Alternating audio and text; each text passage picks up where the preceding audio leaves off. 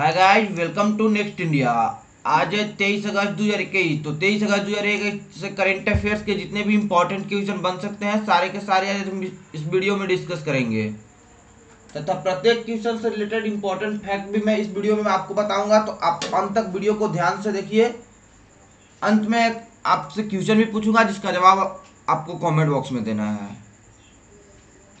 यदि आप इस वीडियो का पीडीएफ फाइल पाना चाहते हैं तो आप हमारे टेलीग्राम चैनल को जरूर सब्सक्राइब कर लें। टेलीग्राम चैनल का लिंक हमारे इस वीडियो के डिस्क्रिप्शन बॉक्स में दिया हुआ है तथा अन्य सोशल मीडिया पर हमें फॉलो कर सकते हैं, जिन सभी का लिंक हमारे इस डिस्क्रिप्शन बॉक्स में दिया हुआ है। चलिए तो स्टार्ट करते हैं आज का सेशन। आज का सेशन का पहला प्रश्न है, हाल ही में आतंकवाद के पीड़ितों को अंतर्राष्ट्रीय स्मरण और श्रद्धांजलि दिवस कब मनाया गया है? तो इस प्रश्न का सही जवाब है ऑप्शन सी यानी 21 अगस्त को। संयुक्त राष्ट्र हर साल 21 अगस्त को आतंकवाद से पीड़ितों को अंतर्राष्ट्रीय स्मरण और श्रद्धांजलि दिवस यानी international day of remembrance and tribute to the victims of terrorism के रूप में मनाता है। यह दिन दुनिया भर में उन व्यक्तियों को श्रद्धांजलि देने के लिए मनाया जाता है जिन पर आतंकवादी हमलों के कारण हमला किया गया, घायल किया गया, आघात किया गया, अपनी जान गंवाई। इस वर्ष तीसरा स्मरणोत्सव का दिन महामारी की प्रतिक्रिया और कई स्मारकों और स्मरणोत्सव को रद्द करने पर ध्यान केंद्रित करेगा। आतंकवाद के पीड़ितों को याद करने के लिए और उनका सम्मान करने के लिए समय निकालना महत्वपूर्ण है। अब जान लेते हैं अंतर्राष्ट्रीय स्मरण दिवस और आतंकवाद से पीड़ितों को श्रद्धांजलि का इतिहास।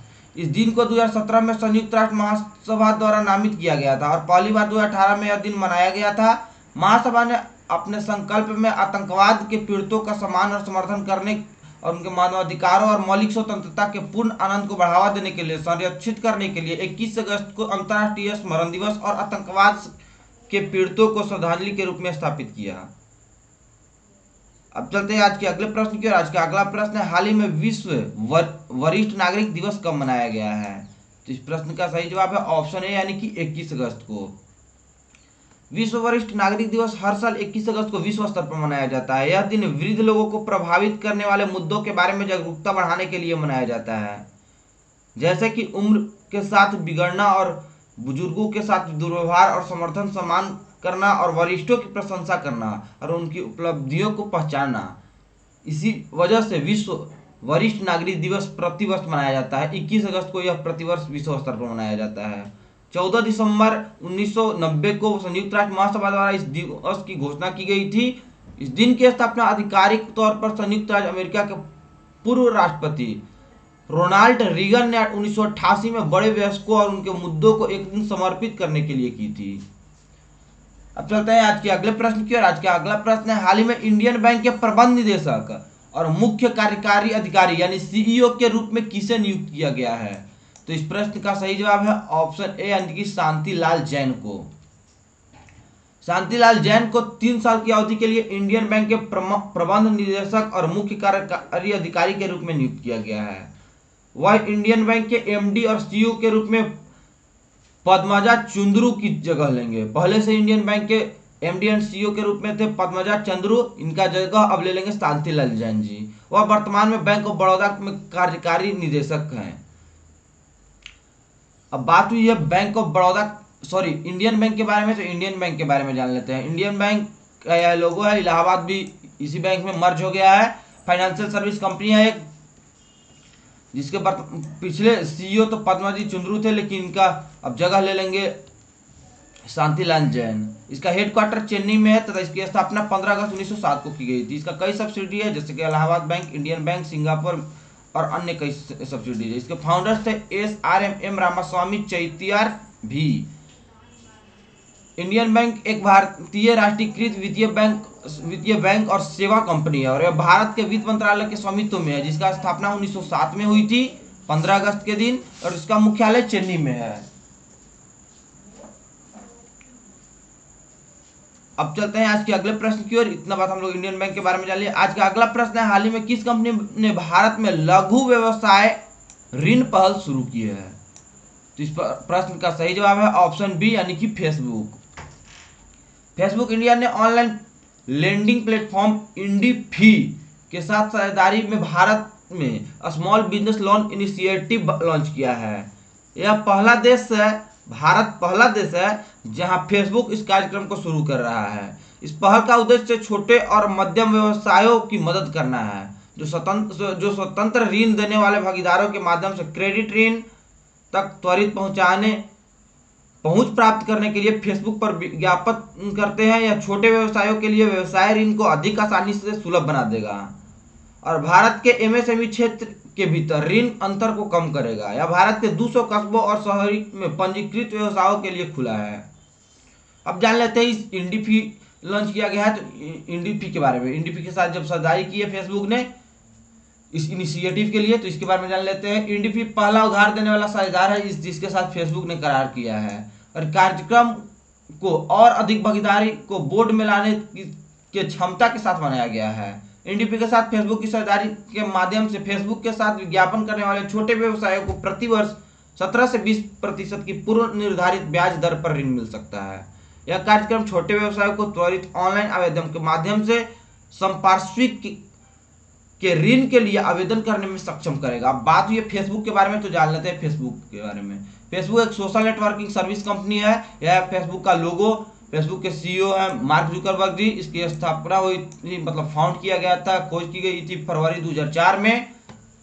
इसका हेडक्वार्टर कैलिफोर्निया यूएसए में है तथा इसके कई सब्सिडीज हैं। फाउंडर इसके मार्क जुकरबर्ग तथा इनके कई छात्र साथी थे। इनका नाम था Eduardo Saverin, Dustin Moskovitz, Andrew McCollum, Chris Hughes. इसके main CEO Mark Zuckerberg ji हैं जो कि 4 फरवरी 2004 से इनकी स्थापना की थी और उस समय से ही ये अभी तक सीईओ हैं। ये है इमेज में मार्क जुकरबर्ग जी जिसने फेसबुक की स्थापना की। अब चलते हैं आज के अगले प्रश्न की ओर। आज का अगला प्रश्न है, हाल ही में किसने गुजरात के सोमनाथ में कई परियोजनाओं का उद्घाटन किया है? तो इस प्रश्न का सही जवाब है ऑप्शन बी यानी कि प्रधानमंत्री नरेंद्र मोदी ने। प्रधानमंत्री नरेंद्र मोदी ने 20 अगस्त 2021 को वीडियो कॉन्फ्रेंसिंग के माध्यम से सोमनाथ गुजरात में कई परियोजनाओं का उद्घाटन और शिलान्यास किया है। केंद्रीय गृह मंत्री अमित शाह और केंद्रीय पर्यटन मंत्री श्रीपद नाइक भी वीडियो कॉन्फ्रेंसिंग के जरिए इस कार्यक्रम में मौजूद थे। अब कौन कौन से क्या परियोजना का उद्घाटन किया है इसके बारे में यहाँ पर डिटेलिंग से दिया हुआ है, आप इसे पढ़ लीजिएगा। अब बात हुई है गुजरात के बारे में, तो हम लोग गुजरात के बारे में जान लेते हैं। यह भारतीय मैप में गुजरात राज्य जो कि तटीय क्षेत्रों से भरा हुआ है। यहाँ की राजधानी गांधीनगर है। आचार्य देवव्रत जी यहाँ का राज्यपाल है। विजय रूपाणी जी यहाँ का चीफ मिनिस्टर है। 26 लोकसभा सीट, 11 राज्यसभा सीट तथा 182 कुल विधानसभा सीट है।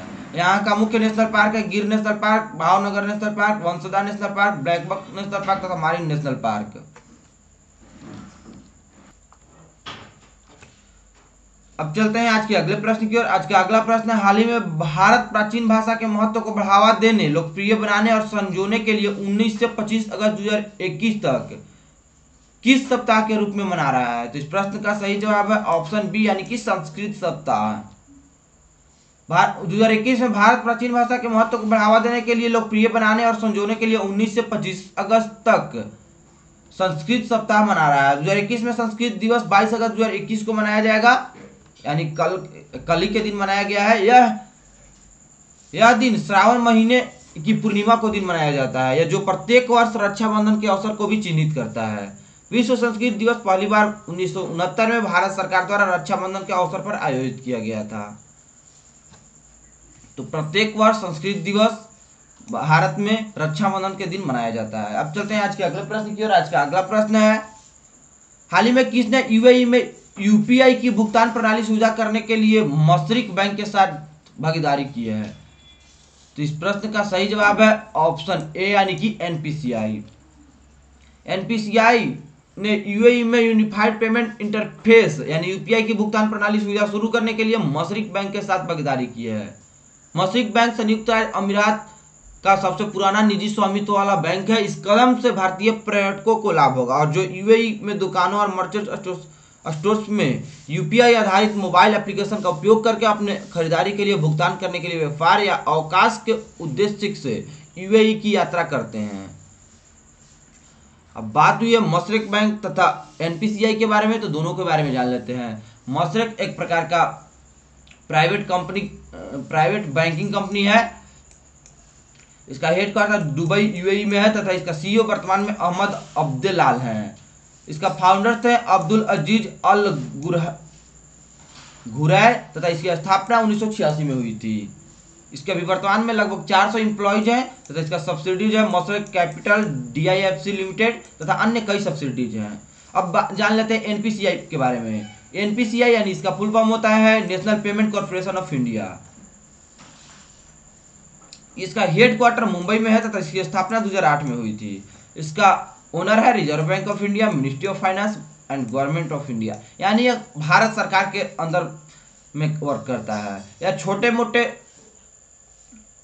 जो खुदरा मुद्रा रहता है उसको ट्रांजैक्शन करने में बहुत ही हेल्पफुल एनपीसीआई के यूपीआई द्वारा किया जा सकता है। अब बात तो ये एनपीसीआई के बारे में, तो इसके फाउंडर के बारे में जान लेते हैं। इसका फाउंडर भी था reserve bank of India, Indian bank association. अब चलते हैं आज के अगले प्रश्न की, और आज का अगला प्रश्न है हाल ही में किस बैंक ने नियो कलेक्शंस नाम से एक डिजिटल रीपेमेंट प्लेटफॉर्म लॉन्च किया है? तो इस प्रश्न का सही जवाब है ऑप्शन ए यानी कि कोटक महिंद्रा बैंक। कोटक महिंद्रा बैंक ने नियो कलेक्शंस नाम से एक प्लेटफॉर्म लॉन्च किया है जो छूटे हुए ऋण चुकौती के लिए do it yourself digital repayment platform है। कोटक महिंद्रा बैंक ने क्रेडिट सॉल्यूशंस के साथ गठजोड़ करते हुए नियो कलेक्शंस प्लेटफॉर्म लॉन्च किया है। इस DIY डिजिटल पुनर्भुगतान मंच का मुख्य उद्देश्य ग्राहकों के लिए बकाया ऋणों के पुनर्भुगतान को अधिक सुविधाजनक बनाना है। आर्टिफिशियल इंटेलिजेंस और मशीन लर्निंग द्वारा संचालित नियो कलेक्शंस प्लेटफॉर्म एक व्यक्तिगत और गैर घुसपैठ का अनुभव प्रदान करता है, जिसे ग्राहक सहज पुनर्भुगतान प्लेटफॉर्म के माध्यम से अपने बकाया का प्रबंधन अपने दम पर कर सकते हैं। अब बात हुई है कोटक महिंद्रा बैंक के बारे में, तो कोटक महिंद्रा बैंक के बारे में जान लेते हैं। यह है कोटक महिंद्रा बैंक का लोगो। कोटक महिंद्रा एक फाइनेंशियल सर्विस कंपनी है, बैंकिंग सर्विस कंपनी है। इसके अभी वर्तमान में सीईओ है उदय कोटक जी। इसका स्थापना भी उदय कोटक जी ही किए थे। इसका हेडक्वार्टर मुंबई में है तथा इसकी स्थापना फरवरी 2003 में की गई थी। फरवरी 2003 से लेकर आज तक लगभग एम्प्लॉय 2021 के अनुसार 71,000 एम्प्लॉय हो गए हैं। इसके कई सब्सिडी है जैसे कि Kotak securities, Kotak life insurance और अन्य कई सब्सिडीज भी है इसके। अब चलते हैं आज के अगले प्रश्न की ओर। आज का अगला प्रश्न है हाल ही में जारी हुरुन ग्लोबल 500 सबसे मूल्यवान कंपनियों की सूची 2021 में सबसे ऊपर कौन सा कंपनी है? तो इस प्रश्न का सही जवाब है ऑप्शन ए यानी कि एप्पल। हुरुन ग्लोबल 500 सबसे मूल्यवान कंपनियों की सूची 2021 के अनुसार एप्पल दुनिया की सबसे मूल्यवान कंपनी 2443 बिलियन अमेरिकी डॉलर है इसका अभी वर्तमान में रिवेन्यू। दुनिया की शीर्ष 6 मूल्यवान company Apple, Microsoft, Amazon, alphabet, Facebook और टेंसेंट के रूप में अपरिवर्तित रही है। विश्व स्तर पर अमेरिका के नेतृत्व वाली 243 कंपनियों के साथ एक स्थान ऊपर, इसके बाद चीन 47, 4 स्थान नीचे, जापान 30 के साथ तीसरे और ब्रिटेन 24 के साथ चौथे स्थान पर है, जबकि भारत 12 कंपनियों के साथ 9वें स्थान पर है। रिलायंस इंडस्ट्रीज 188 बिलियन अमेरिकी डॉलर 57वें स्थान पर है और सूची में शीर्ष भारतीय कंपनी है। 2021 के लिए हुरुन ग्लोबल 500 में 12 भारतीय कंपनी को जगह मिली है क्योंकि Wipro limited, Asian paints limited और एचसीएल टेक्नोलॉजी लिमिटेड ने दुनिया के 500 सबसे मूल्यवान फर्मों की सूची में जगह बनाई है, जबकि आईटीसी लिमिटेड को बाहर की गई है। अब बात हुई है एप्पल के बारे में, तो एप्पल के बारे में जान लेते हैं। एप्पल इनकॉर्पोरेशन एक अमेरिकी बहुराष्ट्रीय कंपनी है जो उपभोक्ता इलेक्ट्रॉनिक्स, कंप्यूटर सॉफ्टवेयर और ऑनलाइन सेवाओं में माहिर है। एप्पल राजस्व के हिसाब से दुनिया की सबसे बड़ी प्रौद्योगिकी कंपनी है। 2020 में कुल इसका रिवेन्यू 274.5 बिलियन डॉलर था और जनवरी 2021 के बाद दुनिया की सबसे मूल्यवान कंपनी है। 2021 तक एप्पल बिक्री के हिसाब से दुनिया का चौथा सबसे बड़ा पीसी विक्रेता है और चौथा सबसे बड़ा स्मार्टफोन निर्माता है। यह अमेजन, गूगल, माइक्रोसॉफ्ट और फेसबुक के साथ 5 बड़ी अमेरिकी सूचना प्रौद्योगिकी कंपनी में से एक है। मतलब इसमें अब इस डेटा के अनुसार हुरुन जो डेटा निकाला है इसके अनुसार यह इन सभी कंपनियों से टॉप 1 पर पहुंच गया है। हाल ही में एनटीपीसी ने भारत की सबसे बड़ी फ्लोटिंग सोलर पीवी परियोजना कहां शुरू की है? तो इस प्रश्न का सही जवाब है ऑप्शन ए यानी कि विशाखापट्टनम में। नेशनल थर्मल पावर कॉर्पोरेशन यानी एनटीपीसी लिमिटेड ने 21 अगस्त 2021 को आंध्र प्रदेश के विशाखापट्टनम में अपने सिमहाद्री थर्मल स्टेशन के जलाशय पर 25 मेगावाट की भारत की सबसे बड़ी फ्लोटिंग सोलर पीवी परियोजना शुरू की है। परियोजना आरडब्ल्यू जलाशय में 75 एकड़ में फैली हुई है। फ्लोटिंग सोलर इंस्टॉलेशन की एंकरिंग डिजाइन विशिष्ट रूप से की गई है। यह परियोजना सौर परियोजना भी है जिसे फ्लेक्सिबलाइजेशन स्कीम के तहत स्थापित किया जाएगा, जिसे 2018 में भारत सरकार द्वारा अधिसूचित किया गया था। एनटीपीसी ने एक ट्वीट में घोषणा की कि एनटीपीसी सिमहाद्री थर्मल स्टेशन पर भारत की सबसे बड़ी 25 मेगावाट की फ्लोटिंग सोलर पीवी परियोजना के साथ चालू होने के साथ एनटीपीसी की कुल स्थापित क्षमता अब 66,900 मेगावाट तक पहुंच गई है। अब चलते हैं, यह इमेज दिखाया गया है जो विशाखापट्टनम में जो किया गया है इसका इमेज। अब चलते हैं आज के अगले प्रश्न की ओर। आज का अगला प्रश्न है, हाल ही में किस राज्य के पूर्व सीएम कल्याण सिंह का 89 साल की उम्र में निधन हो गया है? तो दोस्तों यह थे उत्तर प्रदेश की पहले बीजेपी चीफ मिनिस्टर जिनका नाम है कल्याण सिंह। इनका हाल ही में यानी कल के दिन यानी 22 अगस्त को 89 साल की उम्र में निधन हो गया है। यह इमेज में कल्याण सिंह जो कि former chief minister of Uttar Pradesh थे, इनका जन्म हुआ था 5 जनवरी 1932 को। सॉरी, कल नहीं, परसों के दिन इनका देहांत हुआ है। कल के दिन इनका मतलब जो डेड बॉडी को अंतिम समय दिया जाता है वो कल था इनका मृत्यु 21 अगस्त 2021 को ही लखनऊ में हो गया था। इनका जन्म अतरौली में हुआ था। इसका पार्टी था समाजवादी पार्टी। अब चलते हैं आज के अगले प्रश्न की ओर। आज के अगले प्रश्न के चलने से पहले बात हुई है उत्तर प्रदेश के बारे में, तो हम लोग उत्तर प्रदेश के बारे में जान लेते हैं। यह उत्तर प्रदेश मैप में उत्तर प्रदेश की राजधानी लखनऊ है। आनंदीबेन पटेल जी यहाँ का राज्यपाल है। योगी आदित्यनाथ यहाँ का चीफ मिनिस्टर है। 80 लोकसभा सीट, 31 राज्यसभा सीट तथा 403 यहाँ पर विधानसभा सीटें हैं। यहाँ पर कुल 100 विधान परिषद है जिसमें 90 इलेक्टेड होते हैं तथा 10 नॉमिनेटेड होते हैं। यहाँ का मुख्य नेशनल पार्क है दुधवा नेशनल पार्क। तो अब चलते हैं आज के अगले प्रश्न की ओर। आज का अगला प्रश्न है, हाल ही में भारतीय रिजर्व बैंक ने किस निजी बैंक से अपना डिजिटल प्रतिबंध आंशिक रूप से हटा लिया है? तो इस प्रश्न का सही जवाब है ऑप्शन ए यानी कि HDFC bank. RBI partially lifts ban on HDFC bank after 9 months allow it to issue new credit card. मतलब आरबीआई ने पार्शियली रूप से अपने बैन को एचडीएफसी बैंक पर 9 महीनों के बाद हटा दिया है। तो अब बात हुई है एचडीएफसी बैंक के बारे में तथा आरबीआई के बारे में। तो आरबीआई ने हटा लिया है या बैंक, तो आरबीआई तथा एचडीएफसी बैंक के बारे में जान लेते हैं। आरबीआई यानी रिजर्व बैंक ऑफ इंडिया, यह आरबीआई का लोगो। आरबीआई भारत का केंद्रीय बैंक है, यह भारत के सभी बैंकों का संचालक है। रिजर्व बैंक भारत की अर्थव्यवस्था को भी नियंत्रित करता है। इस बैंक के संस्थापक डॉक्टर भीमराव अंबेडकर जी। इसकी स्थापना 1 अप्रैल 1935 को कोलकाता में ब्रिटिश राज में ही हुई थी। इसका संस्थापक भी थे ब्रिटिश राज जी।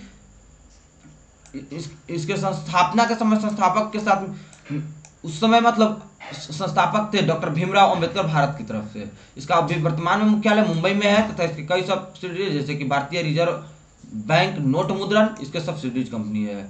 अब चलते हैं इसके गवर्नर के बारे में जान लेते हैं। अभी वर्तमान में इसके आरबीआई के 25वें गवर्नर के रूप में शक्तिकांत दास जी हैं। अब बात हुई एचडीएफसी बैंक के बारे में, तो एचडीएफसी बैंक के बारे में जान लेते हैं। एचडीएफसी बैंक भारत के एक प्रमुख बैंक है। मुंबई भारत में इसकी स्थापना 1994 में की गई थी। एचडीएफसी बैंक ने जनवरी 1995 में एक अनुसूचित वाणिज्यिक बैंक के रूप में कार्य शुरू किया। मोबाइल बैंकिंग भी इस बैंक का हिंदी लैंग्वेज में अवेलेबल है। इसके शाखाओं की अधिकतर संख्या मुंबई और नई दिल्ली में है। दोस्तों एचडीएफसी का फुल फॉर्म क्या होता है इसका जवाब आपको कमेंट बॉक्स में देना है। यह है एचडीएफसी बैंक का लोगो। इसके शशिधर जगदीशन अभी वर्तमान में सीईओ है 2020 से अक्टूबर 2020 से। इसकी स्थापना तो हम लोग बता ही दिया कि अगस्त 1994 हुई थी। अभी वर्तमान में इसका मुख्यालय मुंबई में है। अब चलते हैं आज के अगले प्रश्न की ओर। आज का अगला प्रश्न, हाल ही में किस शहर की जिला पंचायत ने शहर का नाम हरिगढ़ करने का प्रस्ताव पारित किया है? तो इस प्रश्न का सही जवाब है ऑप्शन सी यानी कि अलीगढ़। यूपी में नाम बदलने की सियासत एक बार शुरू हो गई है। ताला नगरी के नाम से मशहूर अलीगढ़ अब हरिगढ़ के नाम से जाना जाएगा। जिला पंचायत बोर्ड बैठक में इस प्रस्ताव को मंजूरी मिल गई है। अब बात हुई है अलीगढ़ यानी उत्तर प्रदेश के बारे में, तो उत्तर प्रदेश के बारे में जान लेते हैं। उत्तर प्रदेश के बारे में हम लोग पिछले 2 क्वेश्चन पहले हम लोग जान लिए हैं। इसके बारे में आप यहाँ पर फिर से रिवाइज कर लीजिएगा ताकि आपको कोई मिस्टेक भूल ना हो। तो तो चलिए चलते हैं अब आज के अगले प्रश्न की ओर। आज का अगला प्रश्न है, हाल ही में किस राज्य के मुख्यमंत्री ने अंबुजा के मारवाड़ सीमेंट प्लांट में ट्रायल रन का उद्घाटन किया है? तो इस प्रश्न का सही जवाब है ऑप्शन ए यानी कि राजस्थान के सीएम अशोक गहलोत ने। Rajasthan CM inaugurates trial run at Ambuja Marwar cement plant in Nagpur. Ambuja cement limited on Saturday started trial run at A greenfield integrated plant in Nagpur district of Rajasthan. Rajasthan के नागपुर जिला में राजस्थान के सीएम इनॉग्रेट किए हैं ट्रायल रन का अंबुजा मारवाड़ सीमेंट प्लांट में। अब तो बात हुई है राजस्थान के बारे में, तो राजस्थान के बारे में जान लेते हैं। यह है मैप में राजस्थान, जो कि रेड कलर से डिनोटेड है। जयपुर यहाँ की राजधानी है। कलराज मिश्र यहाँ का राज्यपाल है। अशोक गहलोत यहाँ का मुख्यमंत्री है। 25 लोकसभा सीटें हैं, 10 राज्यसभा सीटें हैं तथा यहाँ पर कुल 200 विधानसभा सीटें हैं।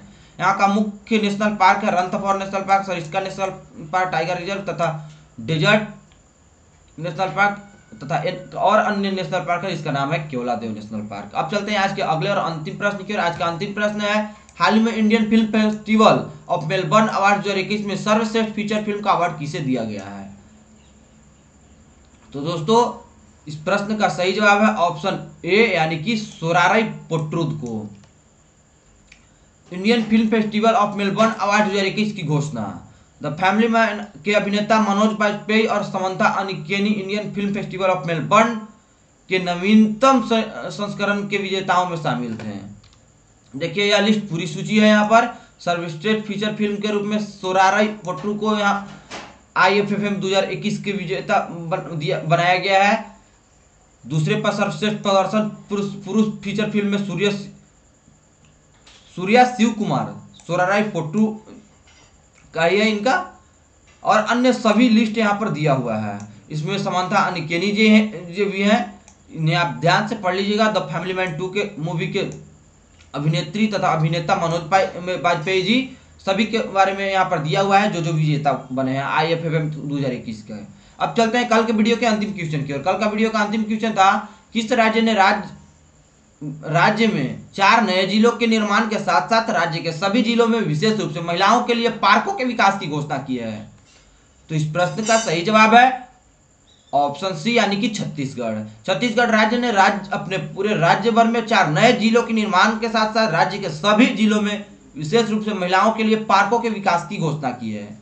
अब चलते हैं आज के आपके लिए क्वेश्चन। आज के लिए आपके लिए क्वेश्चन है, अक्षय ऊर्जा दिवस या फिर नवीनकरणीय ऊर्जा दिवस हर साल किस तारीख को आयोजित किया जाता है? तो इस प्रश्न का जवाब आपको कमेंट बॉक्स में देना है।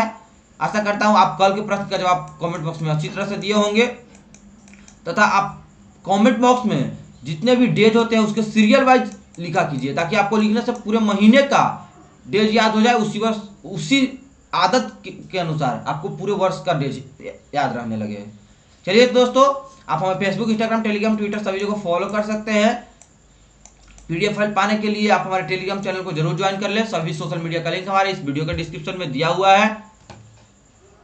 यदि वीडियो अच्छा लगे तभी हमारे चैनल को शेयर तथा सब्सक्राइब करें। चलिए तो दोस्तों, वीडियो को अंत तक देखने के लिए आप सभी को बहुत बहुत धन्यवाद। मिलते हैं अब अगले वीडियो में। तब तक आप पढ़ते रहें, मुस्कुराते रहें, बड़ों का सम्मान करें, छोटों को प्यार दें, अपना व्यक्तित्व इस प्रकार से विकसित करें ताकि लोग, खास करके महिलाएं, आपके साथ सुरक्षित महसूस करें।